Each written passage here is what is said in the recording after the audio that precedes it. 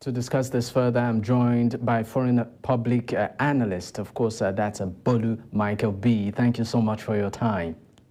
My pleasure. All right. Now, what's your assessment of the whole election process, and how would you rate the Electoral Commission's performance? Well, in any country, I think there's no process in the electoral process that will be perfect. Definitely, there'll be some shortcomings here and there. However, the most important thing is that it reflects the will of the people, and considering the margin, it speaks to the fact that even if it might not be 71% truly, that majority of Congolese people actually do want the President Tshisekedi to be the president. So I think that the based on assessment, definitely there are aggrieved parties. I think the headlines of the news is not plagued with violence, news of violence or killings and things like that. So I think the Electoral Commission did fairly well. I mean, to the optimum best of their ability. Now, of course, what would you say were the major factors that contributed to the incumbent securing victory in the recent elections? I'll say basically it's the economic growth. Congo has experienced a level of economic growth following the pandemic. Like most countries, is coming from an economy during the pandemic, which was literally standstill, and then back to economic activities. Most countries will experience economic growth. I think that's what's responsible for its victory. In 2021, the GDP was around 6.2%. And in 2022, it grew to almost 9%, precisely 8.92%, which is good. However, I think it could have done better. But Tshisekedi is a saint compared to the previous president that Congo has had, and I think that's some of these factors contributed to his victory. All right, now talking about the outcome of the elections, of course, election chief, that's Dennis Kadima, actually acknowledged some irregularities, particularly in the area of logistics. However, I still insisted that it reflected the will of the people.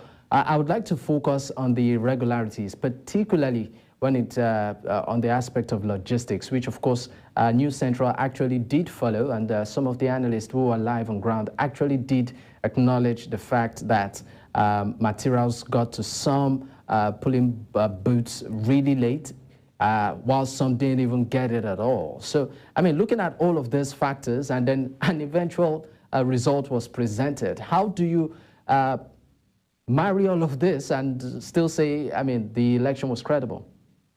Well, not like entirely credible, but the most important thing is that it reflects the will of the people. There's no electoral process that will be perfect. It can only be more perfect than the previous. And in Africa, where election takes like 4 to 5 years, like a person sleeping for 4 to 5 years and then suddenly wake them up. These things are bound to come up, considering the lack of technological know-how and not really having the infrastructure to actually make these things happen. No really good rail system, transportation, actually to move materials even to remote places where some areas don't even have access in terms of roads. So these things are bound to happen, considering the crude nature of the African climate. However, what's important is that these irregularities, are they substantial enough to vitiate the entire process? Should the election be conducted again in these areas? Would it affect greatly the outcome of the entire results of the entire election? That's what matters. So we don't expect something perfect, but the most important thing that reflects the will of the people. All right. Now, I'll just ask you also that what are the takeaways from this particular elections, and also any significant challenges that the president may face in governing the country, considering the opposition's response to his victory? Okay, a united country is easier to govern. I think his first challenge will be to defend his mandate. They're likely to probably take him to court. And secondly is, to kind of unite the nation. It's very important that it begins to reach out to the opposition so that we don't see another case whereby we're having a coup on the continent. And lastly, I think another challenge he may face is sustaining the economic progress.